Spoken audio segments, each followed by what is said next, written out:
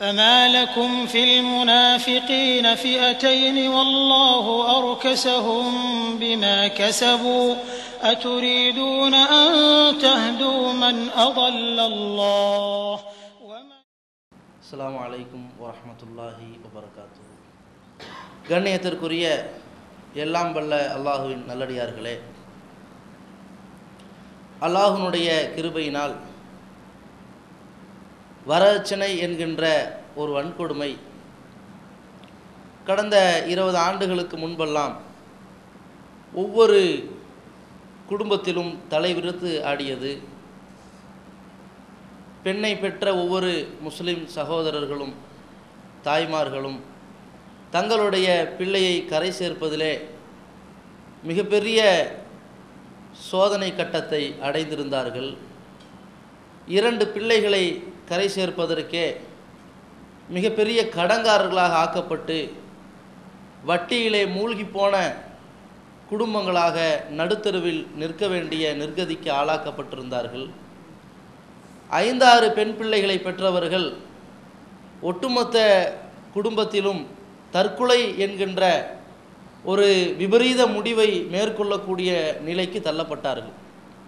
இப்படியெல்லாம் திருமணத்தின் போது மணமகன் தன்னுடைய ஆண்மையை இழந்து பெறக்கூடிய இந்த வரதட்சணை என்கின்ற வன்கொடுமையினால் பாதிக்கப்பட்ட சமுதாயம் இன்றைக்கு அல்லாஹ்வுடைய கிருபையினால் ஓரளவிற்கு மீட்டெடுக்கப்பட்டு இன்றைக்கு வரதட்சணை என்கின்ற அந்த வன்கொடுமையை செயல்படுத்தக்கூடியவர்கள், ஒரு காலத்திலே வரதட்சணை இல்லாத திருமணத்தை செய்பவர்களை பார்த்தால் ஏளனம் பேசுவது, கேலி செய்வது, கிண்டல் செய்வதும் அவனை ஒரு பாவியை போன்று கற்பனை செய்யக்கூடிய ஒரு தோற்றம் இருந்தது. ஆனால் இன்றைக்கு அது ஒரு மாபாதக செயல் என்று மக்களிடத்திலே விழிப்புணர்வு ஏற்படுத்தப்பட்ட பிறகு, பல ஆண்டுகளுக்கு பிறகு இப்பொழுதைய சூழ்நிலையிலே அந்த வரதட்சணை என்ற வன்கொடுமையை செயல்படுத்தாத இளைஞர் சமுதாயம் உருவாக்கப்பட்டு ஒரு கட்டத்திலே அந்த வன்கொடுமைக்கு ஆளாக்கப்படுகின்ற சிலர் இருந்தாலும் அந்த நேரத்தில் அதை ஒரு பாவமான செயலாக குற்ற உணர்வோடு பார்க்கக்கூடிய இளைஞர்கள், அதை பகிரங்கமாக செய்வதற்கு வெட்கி தலைகுனிகின்ற இளைஞர்கள் வந்திருக்கின்ற சூழ்நிலையை பார்க்கிறோம். இதற்கெல்லாம் என்ன காரணம்? இந்த புரட்சிக்கு, இந்த மாற்றத்திற்கு என்ன காரணம் என்று கேட்டால், நன்மை ஏவி தீமையை தடுக்கக்கூடிய ஒரு கூட்டத்தார் உங்களிடத்தில் இருக்கட்டும்னு அல்லாஹ் சொன்னானே, அந்த உத்தரவை செயல்படுத்துவதுதான் காரணம். அதிலும் குறிப்பாக நன்மை ஏவுவதன் மூலமாக நாளை மறுமையிலே சுவனத்திற்கு சொந்தக்காரர்கள் ஆகிவிட முடியும் என்று இருந்தாலும், தீமையை தடுப்பதன் மூலமாக நரக படுகொலியிலிருந்து நாம் விடுதலை பெற்றுவிட முடியும் என்பதற்காக மட்டுமல்லாமல், இன்னொரு கட்டமாக இந்த நன்மை ஏவக்கூடிய நாம் ஏதோ நம்மளவில் இந்த நற்பணியை செய்வதோடு நிறுத்தி கொள்ளாமல் ஒரு ஜமாத்தாக இணைந்து, பெரும் திரளாக இணைந்து இந்த நல்ல பணியை செய்வதற்கு நாங்கள் முன்வந்திருக்கிறோம், நீங்களும் முன்வாருங்கள் என்று சொல்லி ஒரு திட்டமிடலோடு செயல்படுத்தி கொண்டு வருகிறோமே, அதுவும் இதற்கு காரணம். அதே போல ஒரு தீமையான காரியத்தை தடுக்கும் பொழுது அந்த தீமையான காரியத்திற்கு எதிராக பல்வேறு சொற்பொழிவுகள் ஆற்றியதோடு நிறுத்திவிடாமல், வரதட்சணை என்கின்ற வன்கொடுமையை போல மற்றும் பல சமூக கொடுமைகள், சமூக தீமைகள், மார்க்கத்திற்கு முரணான செயல்களை எதிர்க்கக்கூடிய நாம் அதை பொது மேடைகளில் எடுத்துரைப்பதோடு வாங்கிய வரதட்சணையை திருப்பி கொடுக்கக்கூடிய நிகழ்ச்சியை ஒரு பக்கம் அரங்கேற்றினாலும், வரதட்சணையே இல்லாத திருமணத்தை இன்னொரு பக்கம் நபிவழி திருமணத்தை அரங்கேற்றினாலும், இன்னொரு திட்டத்தையும் மக்களிடத்தில் வைத்திருக்கிறோம். அது என்ன திட்டம்?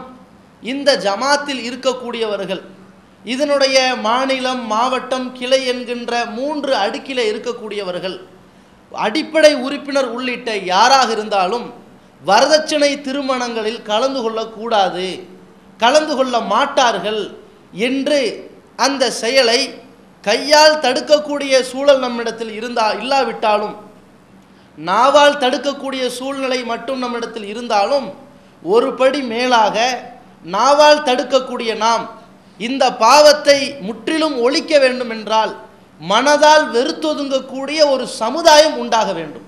அப்படிப்பட்ட ஒரு செயல் திட்டம் அந்த சமுதாயத்தில் இருக்க வேண்டும்.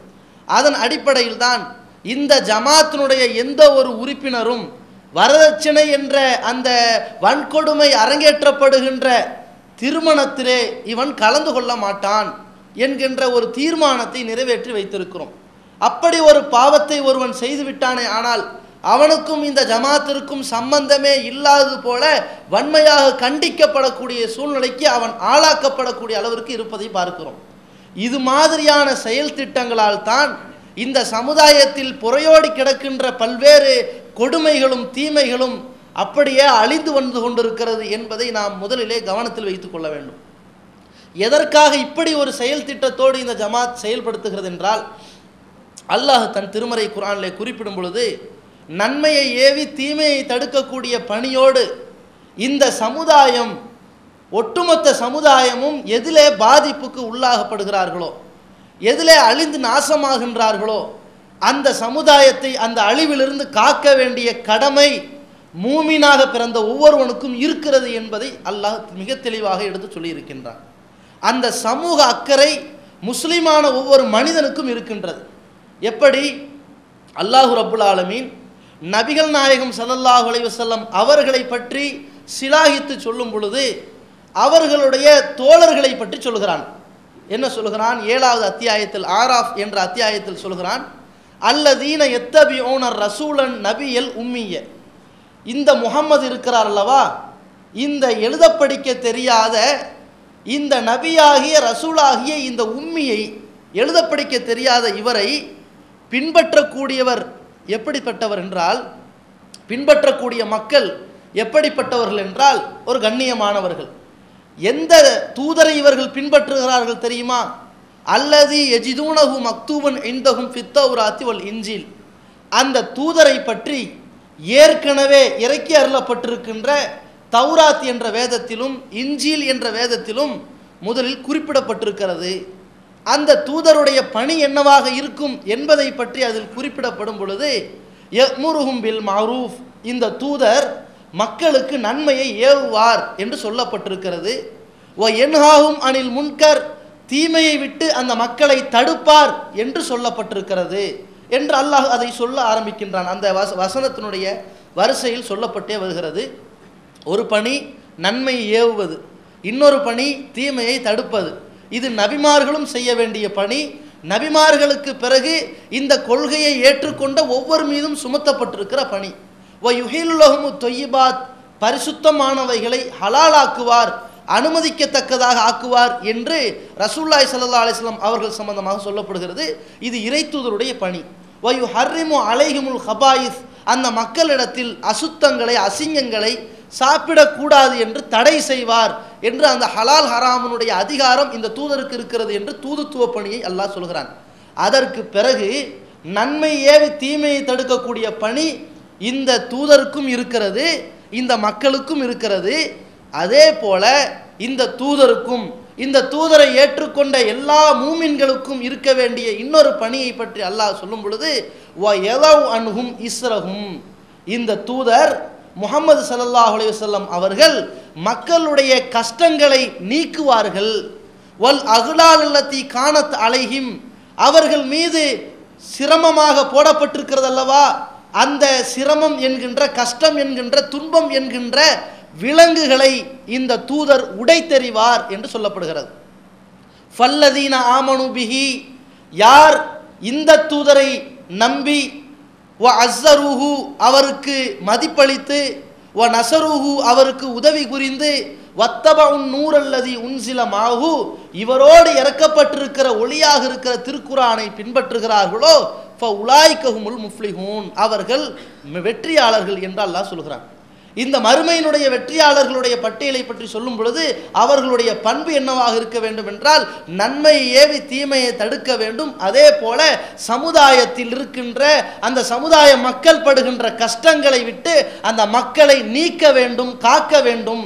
அதே போல அந்த மக்கள் எந்த சிரமத்திலே சிக்கி தவித்து கொண்டிருக்கிறார்களோ அந்த சிரமம் என்கின்ற விலங்குகளை உடைக்க வேண்டிய கடமை இந்த ஏகத்துவவாதிகளுக்கு இருக்கிறது என்பதாக அல்லாஹ் ரப்புல் ஆலமீன் மிக தெளிவாக சொல்லி காட்டுகிறான். அந்த அடிப்படையில் தான் இன்னைக்கு நன்மையை ஏவி தீமையை தடுக்கக்கூடிய பணியை செய்கின்ற இந்த ஜமாத் அதற்கென்ற ஒரு செயல் திட்டம் வகுத்து செய்யும் பொழுது அந்த நன்மையை நோக்கி விரைகின்ற சமுதாயம் ஏராளமானோர் முன்னோக்கி வருகின்ற நேரத்திலும் பாவமான காரியத்தை செய்ய துணிகின்ற மக்களை விழிப்புணர்வு படுத்தக்கூடிய இந்த ஜமாத் அந்த பாவத்தை செய்யக்கூடாது என்பதற்காக சில செயல் திட்டங்களை சமூக அக்கறையின் அடிப்படையிலே வடிவமைத்து கொடுத்திருக்கிறது. அந்த சமூக அக்கறையின் அடிப்படையில் தான் நாம் தற்போதைக்கு ஒரு திட்டத்தை ஏற்பாடு செய்திருக்கின்றோம், அமல் செய்திருக்கிறோம், அறிவித்திருக்கின்றோம். அது என்ன திட்டம் என்றால், திருமணத்தை பொறுத்த வரைக்கும் ஒரு காலத்தில் இருந்த வரதட்சணை, அந்த வரதட்சணையை பொறுத்த மாட்டிலே அது வாங்கக்கூடாது, பாவமானது, மிகப்பெரிய பாதகமானது என்றெல்லாம் விழிப்புணர்வு அடைந்த சமுதாயம் இன்றைக்கு வந்து விட்டார்கள்.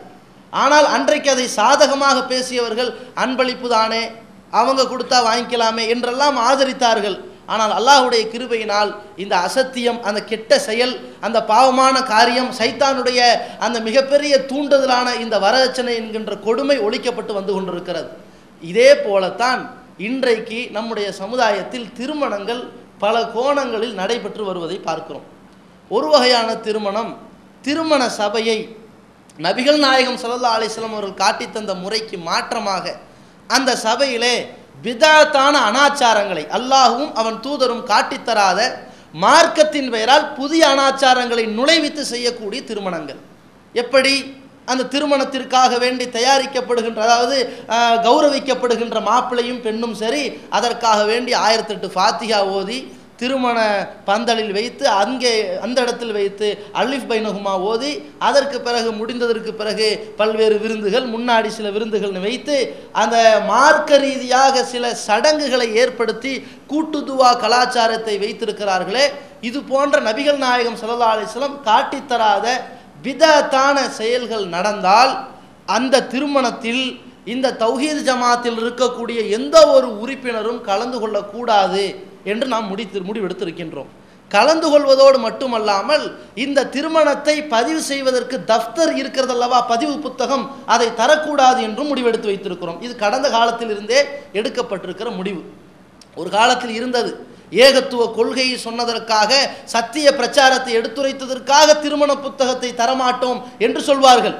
வரதட்சணையே வாங்கலப்பா, நபி வழி கல்யாணம் அப்படின்னு சொல்வார்கள். அப்பொழுதும் திருமணத்திற்கு புத்தகம் தரமாட்டோம் என்று வீம்பு பிடித்து ஜமாத்தார்கள் இருந்தார்களே, அந்த வீம்புக்காக நாம் புத்தகம் தரமாட்டோம் என்று சொல்லவில்லை, அசத்தியத்திற்கு துணை போவதற்காக இந்த புத்தகத்தை தரமாட்டோம் என்று சொல்கிறோம். இரண்டாவது, மாற்று மத கலாச்சாரத்தை அரங்கேற்றம் செய்யக்கூடிய திருமணமாக இருந்தால் அந்த இடத்திற்கும் இந்த புத்தகம் போகாது, இந்த ஜமாத்தின் எந்த உறுப்பினரும் போக மாட்டார், போகக்கூடாது என்று முடிவெடுத்திருக்கிறோம். இதுவும் கடந்த காலத்திலிருந்து எடுக்கப்பட்ட முடிவுதான். அது என்ன, வாழை மரம் கட்டுவது, மஞ்சள் பூசுவது, மாலை போடுவது, இன்னும் பிற மத கலாச்சாரத்தில் இருக்கின்ற திருமண சடங்குகளை போன்று செயல்படுத்தி விடுவார்களே. ஆனால் அந்த திருமணத்திற்கு இந்த தாயியும் போக மாட்டார், தப்தரும் போகாது, இந்த தௌஹீத்வாதியும் போக மாட்டான். இப்படி ஒரு நிலைப்பாடு. இறுதியாக இன்றைக்கு பார்க்கின்ற இன்னொரு திருமணம் தான் நபி வழி திருமணம். அந்த நபி வழி திருமணம் என்பது குர்ஆன் சுன்னா அடிப்படையில் நபிகள் நாயகம் ஸல்லல்லாஹு அலைஹி வஸல்லம் திருமணத்தை எந்த வகையில் வகுத்து கொடுத்திருக்கிறார்களோ, வழிமுறை காட்டி கொடுத்திருக்கிறார்களோ அது மாதிரி நடத்தப்படுகிற திருமணம். மகர் கொடுக்கப்பட்டு அந்த கணவனால் வலிமா விருந்து போடப்பட்டு பெண்ணுடைய குடும்பத்தார் மிகப்பெரிய சிரமத்திற்கு ஆளாக்கப்படாமல் சர்வ சாதாரணமான முறையிலே இந்த மகன் மணமகனாக இருக்கக்கூடியவன் தான் தன்னுடைய பொருளாதாரத்தை அள்ளி வழங்கி மகராக கொடுத்து தன்னால் இயன்ற எளிமையான முறையில் வலிமா விருந்து கொடுக்கின்றான் அல்லவா. இந்த நபி வழி திருமணத்திற்கு மட்டும்தான் நம்முடைய தௌஹீத்வாதிகளும் போவார்கள், உறுப்பினர்களும் போவார்கள், அதே போல அந்த தஃப்தரும் போகும், அதற்கு தாயும் போவார் என்று வைத்திருக்கின்றோம். ஆனால் இன்றைக்கு அந்த நபி வழி திருமணம் என்பது இரண்டாக பிரிக்க வேண்டிய ஒரு நிலை தேவைப்பட்டிருக்கிறது. காரணம் சமூக அக்கறையின் அடிப்படையில். அது என்ன இரண்டாக பிரிக்கணும் அப்படின்னு கேட்டால், ஒன்று, இன்னைக்கு பார்க்கின்ற நபி வழி திருமணங்கள் அதில் பத்திரிக்கை அடிக்கல, பிரமத கலாச்சாரம் இல்லை, ரசூலுல்லாஹி ஸல்லல்லாஹு அலைஹி வஸல்லம் காட்டித்தராத பிதத்தான கூட்டுதுவா அனாச்சாரங்கள் இல்லை என்றாலும் திருமணத்தை என்ன செய்கிறாங்கன்னா ஒரு பிரம்மாண்டமான மண்டபத்தை வைத்து அந்த மண்டபத்தில் பிடித்து நடத்தப்படுகிற திருமணத்தில் 1000-2000 பேரை கூப்பிட்டு அவர்களுக்கு ஒரு 3000 பேருக்கு சமைச்சு 2000 பேரை சாப்பாடு போட்டு 1000 பேர் அந்த சாப்பாடு தூக்கி ரோட்டில் கொட்டுறது ஒரு பக்கம் இருந்தாலும் என் வசதிக்கு நான் தானே வலிமா கொடுக்குறேன் என்கிற போர்வையில் நடத்தப்படுகின்ற ஆடம்பர கல்யாணங்கள். இன்னொரு பக்கம் பள்ளிவாசலிலோ தன்னுடைய இல்லத்திலோ தனக்கு தெரிந்தவர்களை அழைத்து தனக்கு இயன்றவர்களை அழைத்து ரொம்ப கண்ணியமான முறையில் எளிமையான முறையிலே திருமணத்தை செய்து முடிக்கக்கூடிய நபி வழி திருமணம். இந்த 2 நபி வழி திருமணத்தை செய்கிறார்கள் அல்லவா? இந்த 2 வகையான திருமணத்தை இன்றைக்கு நாம் என்ன முடிவெடுத்திருக்கிறோம் என்றால், இந்த முதல் கட்டமாக இருக்கிற வீட்டிலோ அல்லது மர்க்கஸிலோ வைத்து நடத்தப்படுகிற திருமணத்தில் ஒரு சொற்பொழிவு நடத்தப்படுகிறது என்றால் அதற்கு தாயை அனுப்பி வைப்போம், அதற்கு எல்லா தௌஹீத்வாதிகளும் அதை ஊக்குவித்து போக வேண்டும், அதற்கு முன்னுரிமை கொடுக்க வேண்டும், அதே போல இதற்கு தஃப்தர் புத்தகத்தையும் கொடுப்போம். ஆனால் ஒரு பெரிய ஒரு மண்டபத்தை பிடித்து கொண்டு நான் பிதத்தான அனாச்சாரம் செய்யவில்லை, பிரமத கலாச்சாரத்தையும் அரங்கேற்றவில்லை, ஆனால் 2000 பேருக்கு மண்டபத்தில் சாப்பாடு போடுறேன், அந்த 2000 பேரை கூப்பிட்றதுக்காக வேண்டி ஒரு பிரம்மாண்டமான நோட்டீஸ் அடிக்கிறேன், பத்திரிக்கை அடிக்கிறேன், அந்த 2000 பேரை அழைப்பதற்காக வேண்டி அந்த ஏற்பாடுகள் செய்கிறேன், உள்ளே வந்து சில பேர் நான்வெஜ் சாப்பிடுவாங்க, சில பேர் வெஜிடேரியன் சாப்பிடுவாங்க, அதுக்கு 2 வகையாக செய்கிறேன், ஆண்கள் பெண்கள் 2 வகையாக உட்கார்றதுக்கு ஏற்பாடு பண்ணியிருக்கிறேன், இதையெல்லாம் நான் பாதுகாத்து வைக்கிறதுக்கு வீடியோ கவரேஜ் பண்ண போகிறேன். அதே போல் அடையாளம் தெரியணும் இல்லையா, 1008 மண்டபம் இருக்கும் இல்லையா, அதில் ஏன் திருமணம் நடக்கக்கூடிய மண்டபத்துக்குன்னு வெளியே ஒரு பெரிய ஷோரூம் மாதிரி இன்னாரும் கல்யாணம்ங்கிறத அலங்காரம் பண்ணி வைக்க போகிறேன் என்றெல்லாம் நடத்தப்படுகிற ஒரு திருமணத்தை பார்க்கும் பொழுது, அந்த திருமணம் ஒரு பிதஅத் அரங்கேற்ற செய்யப்படாத திருமணமாக இருந்தாலும், பிரமத கலாச்சாரம் இல்லாத திருமணமாக இருந்தாலும், இது சமுதாய அக்கறையை கணக்கில் கொண்டு இது ஒரு எளிமையான திருமணமாக இல்லாமல் ஆடம்பர திருமணமாக இருக்கும் காரணத்தினால் இந்த திருமணத்திற்கு நாம் தாயை அனுப்ப வேண்டாம், எந்த ஒரு தௌஹீத்வாதியும் முன்னுரிமை கொடுத்து போக வேண்டாம், ஆனால் திருமணத்தை பதிவு செய்வது இந்த நாட்டினுடைய ஒரு சட்டத்தில் இருக்கிறதுனால தஃப்தர் புத்தகத்தை கொடுத்துருவோம், அவங்க பதிவு செய்து கொள்ளட்டும் என்ற நிலைப்பாடை வைத்திருக்கிறோம். ஏன் இந்த நிலைப்பாடு எடுக்கப்பட்டிருக்கிறது என்று கேட்டால், இதற்கு காரணம் இந்த அடிப்படையே மார்க்கம், குர்ஆன், சுன்னா, நபி ஸல்லல்லாஹு அலைஹி வஸல்லம் வழிமுறையை வைத்து தான் இந்த எடுத்திருக்கிறோம். இரண்டாவது, சமுதாயத்தின் அக்கறையை கருத்தில் கொண்டு எடுத்திருக்கிறோம். நபி ஸல்லல்லாஹு அலைஹி வஸல்லம் என்ன சொல்லி கொடுத்துருக்கிறாங்க திருமண விஷயமா என்று கேட்டால், ஆலமுன் நிக்காஹி பரக்கா ஐசருஹு மௌனா, செலவிலே மிக மிக எளிமையாக நடத்தப்படுகிற திருமணம் தான் அதிகமான அபிவிருத்தியை தரக்கூடிய மகத்துவமிக்க திருமணம் என்று சொல்லிவிட்டார்கள்.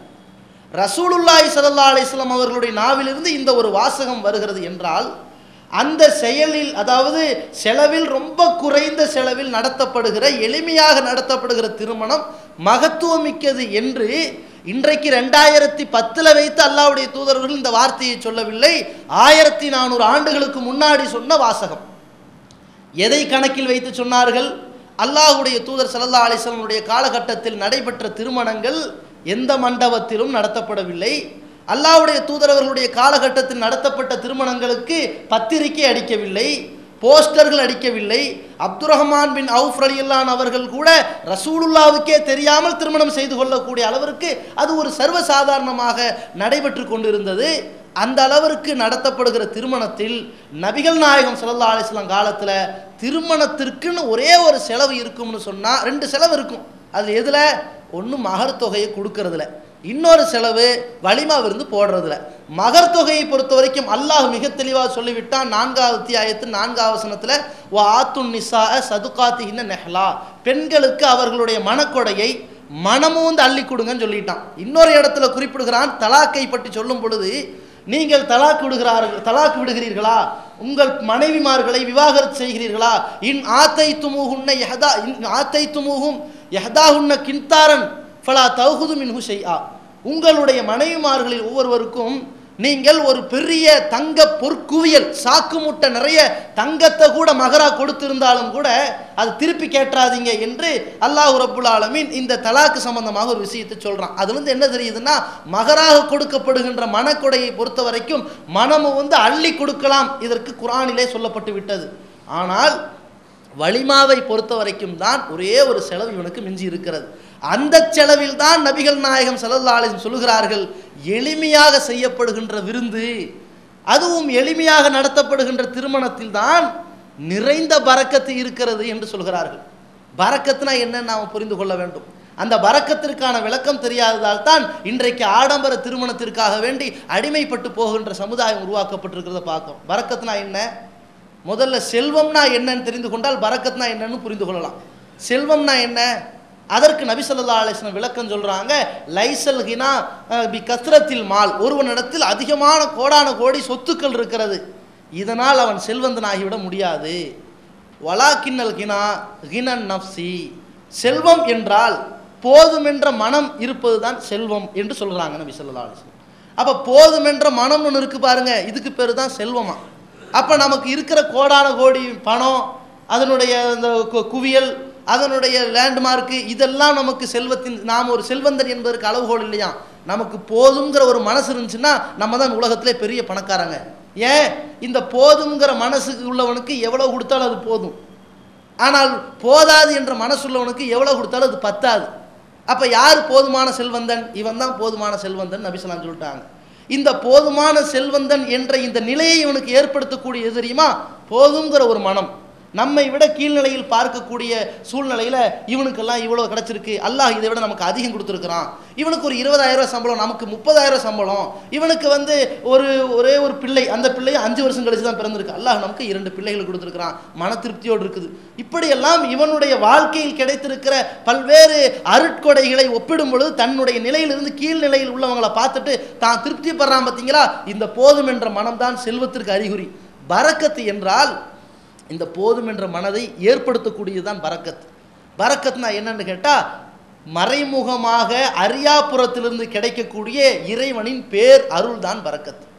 உதாரணத்துக்கு சொல்வதென்றால் நம்முடைய அறிவுக்கு ஒப்பிட்டு பார்க்கும் பொழுது சிறியதாக இருக்கும், அளவில் சிறியதாகவும் பார்ப்பதில் சொற்பமாக தெரியும், அதிலிருந்து கோடான கோடி பலன்கள் கிடைக்கும், அதுதான் பரக்கத்.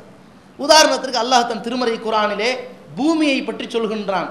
41வது அத்தியாயத்தில் 10வது வசனத்தில் குறிப்பிடுகின்றான், வ ஜஅல ஃபீஹா ரவாசிய மின் ஃபௌகிஹா, இந்த பூமிக்குடைய மேல் பகுதியில் அதனுடைய தூண்களை எல்லாம் அமைத்து அந்த பூமிக்கு தேவையான எல்லா அம்சங்களையும் வைத்திருக்கின்றான். வ பாரக ஃபீஹா, அதிலே பரக்கத்து ஏற்படுத்தினான், அதிலே அபிவிருத்தி ஏற்படுத்தினான் என்பதாக பூமியை பற்றி அல்லாஹ் சொல்கிறான்.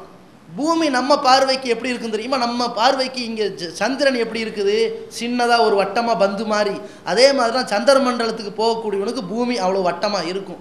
ஆனால் அந்த பூமி அது புதைந்து கிடக்கின்ற இந்த மண்ணுக்கு இருக்கிற அருள் எப்படி இருக்கிறதுன்னு சொன்னால், அந்த பூமியில் இருந்து தான் அல்லாஹ் ரப்புல் ஆலமீன் இந்த ஆதம் அலைஹிஸ்ஸலாம் அவர்களை ஒரு களிமண்ணால் படைத்து, அந்த ஆதம் அலைஹிஸ்ஸலாம் அவர்களோடு ஒரு ஜோடியை படைத்து இன்னைக்கு 700 கோடி மக்களை தாண்டி மக்கள் தொகை வைத்திருக்கிறது இந்த பூமி. அதையும் தாங்கி கொண்டிருக்கிறது. 700 கோடிக்கும் மேலான மக்களுக்கு தேவையான உணவையும் வைத்திருக்கிறது, இன்னும் போதுமான உணவுகளையும் வைத்திருக்கிறது. இந்த ஆதம் அலைஹிஸ்ஸலாம் அவர்களுடைய இந்த ஜோடியிலிருந்து சந்ததி வந்துச்சுன்னு சொல்கிறோம் அல்லவா, அதில் சின்ன ஒரு வரலாற்று விளக்கமும் இருக்கிறது. ஆதம் அலைஹிஸ்ஸலாமுடைய காலத்திற்கு பிறகு நூஹ் அலைஹிஸ்ஸலாமுடைய காலகட்டத்தில் இந்த ஏகத்துவ கொள்கைக்கு எதிரானவர்கள் காஃபிர்கள் இருந்தார்கள் அல்லவா, இவர்கள் உலகம் முழுவதும் அழிக்கப்படுகிறார்கள். அதாவது சொற்பமான சமுதாயம் தான் அன்னைக்கு இருந்திருக்குது, அதுதான் உலகமே, அழிக்கப்படுகிறார்கள். யார் ஏகத்துவத்தை ஏற்றுக்கொண்டார்களோ அவர்களை மட்டும்தான் அல்லாஹ் சொல்கிறான், நூஹே உன்னோடு ஏகத்துவ கொள்கையை ஏற்றுக்கொண்ட ஈமான் கொண்டவர்களை இந்த கப்பலில் ஏற்றிக்கிங்கன்னு சொல்கிறான். அப்படி சொல்லும் பொழுது அந்த கப்பலில் ஏற்றிக்கொள்கிறார்கள். அதே போல் ஒவ்வொரு ஜீவராசிகளிலிருந்தும், சிங்கமோ புலியோ, எல்லா ஜீவராசிகளிலிருந்தும் ஒரு ஜோடியை எடுத்துக்கங்கன்னு சொல்கிறான் அல்லாஹ். அத்தனை ஜோடி, அத்தனை படைப்புகளிலிருந்தும் ஒரு ஜோடியை எடுத்து வச்சு அந்த கப்பலிலிருந்து வந்த சமுதாயம் தான் நாமெல்லாம் 700 கோடிக்கு மேலே. இவ்வளவையும் தாங்கிக் கொள்ளுகிற ஒரு பூமி இருக்கிறதல்லவா. இப்படித்தான் அல்லாஹ்வுடைய பரக்கத்து அரியாபுரத்திலிருந்து வந்து கொண்டே இருக்கும். ஏகப்பட்டதாக தெரியும், ஆனால் பார்ப்பதற்கு சிறுசுமாக தெரியும், சொற்பமாக தெரியும். நபி ஸல்லல்லாஹு அலைஹி வஸல்லம் அவர்களிடத்தில் அல்லாஹ் சஹாபாக்களும் கேட்குறாங்க, அல்லாஹ்வுடைய தூதர் அவர்களே, ஒட்டக தொழுவத்தில் தொழுகலாமா அப்படின்னு கேட்குறாங்க. ஒட்டக தொழுவத்திலையா? வேணாம், அது ஒரு சைத்தான் அப்படிங்கிறாங்க. சைத்தானா பேய் கிடையாது, அது அங்கே போய் தொழுது அதை திரும்பும், இப்படி திரும்பும், மிதிச்சு விட்டுரும், முட்டி விட்டுரும், ஏதாவது பண்ணும் இல்லையா, கடிச்சு வச்சிரும். இந்த மாதிரி ஒரு தொல்லை பண்ணக்கூடிய ஒரு பிராணியாக போகுது, அது வேண்டாம் அப்படிங்கிறாங்க. சரி, ஆட்டு தொழுவத்தில் தொழுகலாமா அப்படின்னு கேட்குறோம். தொழுகலாம், ஆடு இருக்கிறதுலவா அது ஒரு பரக்கத்து அப்படிங்கிறாங்க. ஆட பரக்கத்து நபி ஸல்லல்லாஹு அலைஹி வஸல்லம் எப்படி அழகாக சொல்லியிருக்கிறாங்க. இன்னைக்கு பார்க்குறோம், உலகத்தில் 10 குட்டி, 12 குட்டி, 20 குட்டி வரைக்கும் போடக்கூடிய எத்தனையோ ஜீவன்கள் இருக்கிறது. பன்றிகளாக இருந்தாலும் முயல்களாக இருந்தாலும் இன்ன பிற ஏராளமான ஜீவன்களாக இருந்தாலும் அத்தனை ஜீவன்களும் போடுகின்ற குட்டிகளுடைய கணக்கு பார்த்தா ஏராளம். அதனுடைய மதிப்பீடுகள் இன்றைக்கு அதனால் ஏற்படக்கூடிய பயன்களை பார்த்தா சொற்பம். இப்போ முயல் குட்டி எவ்வளோ போடுது? எங்கேயாவது தேடுற இடத்துல எல்லாம் முயல் கிடைக்குதா? மார்க்கெட்டிங் ஆகுதா? தேடுற இடத்துல டக்குன்னு போய் வாங்கிட்டு வர முடியுதா? இல்லை. ஆடு 2 தான் போடுது, அது ஒன்றா தான் போடுது. அப்படி போடக்கூடிய ஆட்டை பொறுத்த வரைக்கும் அந்த ஆடு மேய்க்கக்கூடிய அந்த ஆட்டு மந்தை உள்ளவர்கள் அங்கே இங்கே இருப்பார்கள். பார்த்தால் அந்த ஆட்டை பயன்படுத்தக்கூடிய சமுதாயம் ஜாஸ்தியாக இருக்கிறது. சில பேர் என்ன செய்வாங்க, கோழி அது நமக்கு ஒத்துக்காதுங்க, உடம்புக்கு ஒத்துக்காதுன்ட்டு ஒரு சாரர் ஒதுங்கிக்குவாங்க. மாடு சில பேர் அதை கொஞ்சம் சாப்பிட யோசிப்பாங்க. ஆடு எல்லாரும் காமனாக எடுத்துக்கொள்வார்கள். எத்தனை கோடான கோடி மக்களுக்கு தேவையாக இருந்தாலும் அதை வாங்கி கொள்ளலாம், பெற்றுக்கொள்ளலாம். அதற்கு தேவையான உற்பத்தி ஆகிக்கொண்டே இருக்கும். ஆனால் அது ஈன்றக்கூடிய தன்மை 1 குட்டி 2 குட்டி அப்படி தான் வந்துக்கிட்டு இருக்குது. அப்படி அல்லாஹ் ரப்புல் ஆலமீன் அதனுடைய உற்பத்தியை கண்ணுக்கு பார்க்கும்போது சிறுசு மாதிரி தெரியுது. அதனுடைய பலனை பார்த்தால் இன்னைக்கு உலகமே அதில் பெரிய ஒரு திருப்தி அடையக்கூடிய அளவுக்கு வைக்கப்பட்டிருக்கிறது அல்லவா? இதுதான் பரக்கத். இப்படிப்பட்ட பரக்கத் திருமணம் முடித்த நாளிலிருந்து உன்னுடைய சந்ததிகள் நிம்மதி பெறக்கூடிய அளவிற்கு உன்னுடைய வாழ்நாள் போகிற காலமெல்லாம் நிலைத்திருக்க வேண்டும் என்றால் அப்படிப்பட்ட திருமணத்தை நீங்கள் செய்ய வேண்டும். அந்த திருமணம் எது தெரியுமா? செலவில் குறைந்த செலவோடு நடத்தப்படுகிற திருமணம் சொன்னாங்க. அதுதான் ஒரு பரக்கத்தான திருமணம். அதுதான் செலவில் குறைஞ்ச எளிமையான திருமணம். இந்த எளிமையான திருமணத்தை நபி ஸல்லல்லாஹு அலைஹி வஸல்லம் வலியுறுத்தி இருக்கும் பொழுது அந்த சிறப்பு தன்மை இந்த ஆடம்பர திருமணத்தில் தூக்கி எறியப்பட்டு விடுகிறது என்ற ஒரே காரணத்திற்காக அந்த ஆடம்பர திருமணத்தில் தூக்கி எறியப்படுகிற மாத்திரத்தில் என்றைக்கு இவன் ஆடம்பர திருமணத்திற்கு உள்ளே போகிறானோ அப்படியே பெரிய பெரிய செலவுக்கெல்லாம் ஆளாகி போயிடுவான். ஒருத்தன் எளிமையான திருமணம் தான் வீட்டில் பார்க்குறான். நம்ம வீட்டில் ஒரு 5 பேர் தான் கூப்பிட முடியும். சரி ரைட்டு, ரொம்ப நெருங்கியவங்களை கூப்பிட்டுக்குவோம், அழைப்பையே சுருக்கிடுவான். நெருங்கினவங்களை கூப்பிட்றதுக்கு பத்திரிக்கை அடிக்கணுமா? தேவையில்லையே, ஃபோன் பண்ணி சொன்னால் போதும். ஒரு 5 பேர் கூப்பிட்டாச்சு, 5 பேர் ரைட்டு போடுங்க, திருப்தியாக சாப்பாடு போட்டாச்சு, திருமணம் முடிச்சாச்சு, அவ்வளோதான். ஏன் கூப்பிடல? இல்லை சிம்பிளாக முடிச்சுக்கிட்டேங்க. இப்படியே இவன் நடத்தி முடிச்சிருக்கிறான்.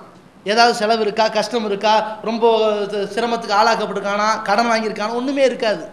இவர் என்ன செய்கிறாரு? ஆடம்பர திருமணத்துக்கு போகிறாரு. ஒரு 100 பேர் கூட்டியாவது கல்யாணம் பண்ணி காட்டணும். ஏன்னா மண்டபத்தை பிடிச்சாலும் செட் ஆகும். மெட்ராஸ்லாம் வீடு 10 இல்லையா, இப்படின்னு பேசிக்கொண்டு மண்டபத்தை பிடிக்கிறார்.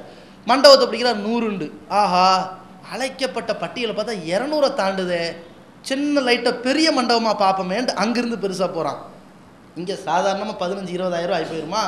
மண்டபத்துக்கு பெரிய மண்டபம். 200 பேர்னா எத்தனை பேரை கணக்கில் கொள்ள முடியும்? எத்தனை பேர் வருவான், எத்தனை பேர் வரமாட்டான்னு வேறு தெரியாத ஒரு பத்திரிகை போடுவோம். போட்டாச்சு. 200 பேர்னு போட்டோம். நாம் பல கல்யாணத்துக்கு போயிருக்கோம்ல, அவங்களையெல்லாம் இந்த கல்யாணத்துக்கு கூப்பிடலன்னா கோச்சிக்குவான், அவனையும் கூப்பிடுவோம். 250. திடீர்னு நேற்று தான் பெண் வீட்டிலேருந்து ஃபோன் பண்ணாங்க, நாங்கள் வரும்போது 50 தான் சொல்லி இருந்தோம், திடுதுப்புன்னு என்ன தெரியல, எங்கள் சொந்தக்காரங்களாம் வராங்களா, ஒரு 450 எக்ஸ்ட்ரா பண்ணிக்கிங்க அப்படின்ட்டுருவாங்க. அப்படியா, அப்போ இந்த மண்டபத்தை வேணாம், அந்த மண்டபத்தை பிடிப்போம்ட்டு. அந்த மண்டபத்தில் போனால் க்ளீன் பண்ணணுங்க, எல்லாம் ஏற்பாடு பண்ணணும், சேர் போடணும், சாமியான போடணும், ஆமாம் எல்லா வித்தியாசம் பண்ணணும், எல்லாத்தையும் ஏற்பாடு பண்ணி அவ்வளவு கடன் பட்டு சாப்பாடு போட்டு, சாப்பாட்லேயும் பார்க்குறாங்க நிறைய பிற மதத்தூர் வருவாங்க, அவங்களுக்கு அனுசரிக்கணும் இல்லையா, மட்டன் போட்டுருங்க அப்படின்னு சாதாரணமாக சொல்லிடுவாங்க. அதையும் ஏற்பாடு பண்ணணும். எல்லாம் பண்ணி முடிச்சு கண்ணாமூடி திருகி போயிடும். அதுக்கப்புறம் தான் அவன் சொல்லுவான் வீட்டை கட்டிப்பாரு, கல்யாணத்தை பண்ணிப்பாருண்டு. எதுக்கு? அதோட வாழ்க்கையே ஓஞ்சு போயிடும் நினைக்கிற அளவுக்கு இந்த ஆடம்பர திருமணம் அப்படியே போய் தள்ளிட்டு போகும். கடைசியில் மாப்பிள்ளை வித்தியாசமாக தெரியலையே, அடிஞ்சு ஒடிஞ்சு நொந்து போய் கிடக்கிறாரு, அவருக்கு ஒரு கோட் சூட்டை வாங்கி போடுங்க, அதுக்கு ஒரு 2000 ரூபா வாடகை கிடைக்குதா, ரைட்டு வாங்கிப்போ. அதுக்கப்புறம் பார்ப்பார், பொண்ணுக்கு என்ன வித்தியாசமாக தெரியலையே, பொண்ணுக்கு சிறப்பாக ட்ரெஸ் வாங்கி தரணுமே, அதை ஏற்பாடு பண்ணுங்க. அது என்ன மாப்பிள்ளைக்கு பொண்ணுக்கு மட்டும், மாப்பிள்ளை வாப்பா என்ன ஏமாலியா, இவருக்கு வாங்கித்தாங்க. அப்போ அண்ணன் தம்பி எதுக்குலாம் நிற்கிறான், அவன் கஷ்டப்பட்டு நிற்கிறான்ல, அவனுக்கு வாங்கித்தாங்க. அப்போது சொந்தத்துக்கு இவ்வளோ தான் வாங்கி தருவீங்களா, சொந்த பந்தம்லாம் மறந்துடுவீங்களா? அப்போ நாங்களும் உங்களுக்கு வேணாம், இல்லை உங்களுக்கு இருக்குது வாங்கு. சரி, எல்லாரும் வந்தாங்கன்னா கல்யாணத்தில் மதியானம் 12 மணிக்கா வருவாங்க, வரமாட்டாங்க. எப்படியும் காலையில் 6 மணிக்கு ஒரு கூட்டம் வரும், முந்தின நாளே வந்து தங்கக்கூடியவங்க இருப்பாங்க. அப்போ 3 வேளை சாப்பாடு போடணுமே, ஏற்பாடு பண்ணி முந்தின நாளும் சேர்த்து புக் பண்ணுங்க, ஏன்னா வீட்டில் இடம் இல்லையா. இதே காரணத்தை வச்சு அப்படி போயிருந்தாங்க பட்டியல்.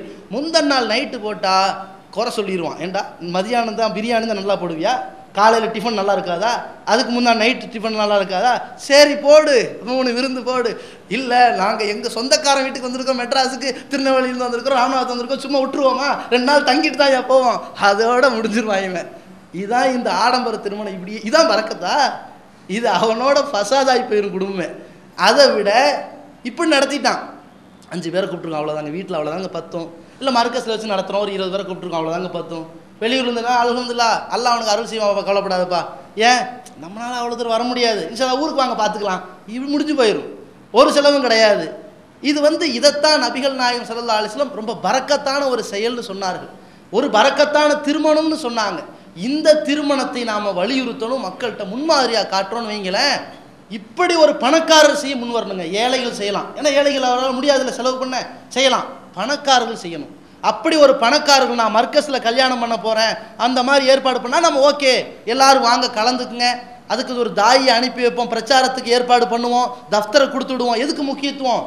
ஒரு பணக்காரர் இப்படி முன் வந்தாருன்னா அதை பார்த்து பலரும் படிப்பினை பெறுவார்கள். ஏங்க அவன் பெரிய கோடீஸ்வரங்க, அவனால் ஒரு பெரிய மண்டபத்தை பிடிக்க முடியும், எல்லா வகையான உணவு போட முடியும். அவரே மறுமை நம்பிக்கை எதிர்பார்த்து, அந்த நற்பேர்களை எதிர்பார்த்து, பரக்கத்தான திருமணத்தினுடைய அந்த சூழ்நிலையை எதிர்பார்த்து நபி வழி பிரகாரம் சிறந்த முறையில் பள்ளிவாசல திருமணம் முடிச்சுட்டு போயிடுறாரு, அல்லது தன்னுடைய வீட்டிலே முடிக்கிறார்னா நாமளும் முடித்தால் என்னன்னு இவரை பார்த்து இந்த நல்ல வழிமுறையை கற்றுக்கொள்ளக்கூடியவர்கள் உருவாவார்கள். இல்லைன்னு சொன்னால் ஆடம்பர திருமணத்துக்கு நாம் எப்படி வச்சுருக்கிறோம், உனக்கு தஃப்தர் மட்டும் தான் தருவோம், தாயை அனுப்பி வைக்க மாட்டோம். ஏன்? இந்த தாயை போய் அங்கே போய் பேசுவார், திருமணங்கள் எளிமையாக நடத்தப்பட வேண்டும், அதில் ஆடம்பரம் இருக்கக்கூடாது. இன்றைக்கு பார்க்குறோம் திருமணம்னே அவர் துண்டு சீட்டு எழுதுவார், நம்ம கல்யாணமே அப்படி தான் இருக்குது, பேச்சை சுருக்க உண்டு வந்துடும். இவனால் என்னது போய் அங்கே சத்தியத்தை சொல்கிறது? சில பேர் மண்டபத்தில் பிடித்தால்தான் எல்லா மக்களும் வருவாங்க, அவனுக்கு தௌஹீது சொல்கிறதுக்கு சரியான வாய்ப்புண்டு, கல்யாண நேரத்தில் தௌஹீது சொல்லவா முடியுது, இன்னல் அல்ஹம்துலில்லாஹ் அந்த கறியை தூக்கி அங்கே வை அப்படின்றாங்க. எப்படி முடியும்? நஹ்மதுஹு வனஸ்தஈனுஹு அந்த சாம்பார் ஊத்துனியா, இதுதான் நடந்துக்கிட்டு இருக்குது. அப்போ இவர் பார்த்து பேசுவார், அல்லாஹ்வுடைய தூதர்கள் சொன்னார்கள் திருமணத்தில் ரொம்ப எளிமையானது. அந்த பக்கம் உன் புடவை எப்போ வாங்கினது, எந்த கடையில் வாங்கினது, பெண்கள்கிட்ட அப்படி பேச்சு. இங்கே போய் தௌஹீத் பிரச்சாரம் போகுது, அதுவும் ஒரு நியாயமான காரணம் கிடையாது. அப்படி இருக்கும் பொழுது இன்றைக்கு நாம் இந்த மண்டப திருமணங்கள்லாம் இப்படி ஓச்சிட்டோன்னு வைங்களேன், அல்லாஹ்வுடைய கிருபையினால இந்த திருமணம் என்பது நபி ஸல்லல்லாஹு அலைஹி வஸல்லம் காலகட்டத்தில் எப்படி இருந்துச்சோ அது மாதிரி மாற்றப்பட்டு விட்டால் நமக்கு அல்லாஹ் ரப்புல் ஆலமீன் எப்படிப்பட்ட நன்மையை தருவான் தெரியுமா? இன் குன்தும் துஹிப்பூன் அல்லாஹ், நீங்கள் அல்லாஹ்வை நேசிக்கக்கூடியவர்களாக இருந்தால் ஃபத்தபிஊனி முஹம்மதாகிய என்னை பின்பற்றுங்கள். அல்லாஹ்வுடைய தூதரை பின்பற்றி நாம் செய்யக்கூடிய இந்த பணிகளுக்கு அல்லாஹ் தரக்கூடிய நன்மை யுஹிப்புக்குமுல்லாஹ், அல்லாஹ் உங்களை நேசிக்க ஆரம்பித்து விடுவான். ஓ யக்ஃபிர் லக்கும், உங்கள் பாவங்களை மன்னிப்பான். வல்லாஹு கஃபூர் ரஹீம், அல்லாஹ் மன்னிப்பவன் கருணை மிக்கவன் அல்லாஹ் சொல்கிறான் அல்லவா. இப்படிப்பட்ட மன்னிப்பும் கருணையும் நமக்கு கிடைக்கும். அதனால் மண்டபமோ அந்த இடம் இந்த இடம் பெரிய வீடு 10 வீடு இப்படின்னு பிடிக்காம சுருக்கமான முறையில் உங்களுடைய வீடுகளில் வச்சு திருமணத்தை முடிங்க. நாம் நம்முடைய வீடுகளில் வச்சு திருமணத்தை முடிப்போம். அதே போல் மர்கஸுகளை வச்சு திருமணம் முடிப்போம். அப்படி இல்லை மண்டபத்தில் தான் முடிக்க முடியும்னு நினச்சிங்கன்னு சொன்னால் நம்முடைய தாய்கள் வரமாட்டார்கள், எந்த தௌஹீத்வாதியும் முன்னுரிமை கொடுத்து வரமாட்டான். உங்களுக்கு தஃப்தர் புக்கை அனுப்பி வச்சுருவோம், ஏன்னா நீங்கள் பிதஅத் அங்கே செய்யலை, அதனால் தஃப்தர் புக்கை வச்சு பதிவு பண்ணுறதுக்கு கொடுப்போமே தவிர வேறு எதுவும் நாங்கள் ஒத்துழைக்க மாட்டோம். இது சமுதாய அக்கறையை கருத்தில் கொண்டு எடுக்கப்பட்ட முடிவு என்பதை தெரியப்படுத்திக் கொள்கிறோம். வல்ல ரஹ்மான் நம்முடைய ஒவ்வொரு நிலைப்பாடுகளுக்கும் மகத்தான கூலியையும் வெற்றியையும் தந்தருள்வானாக.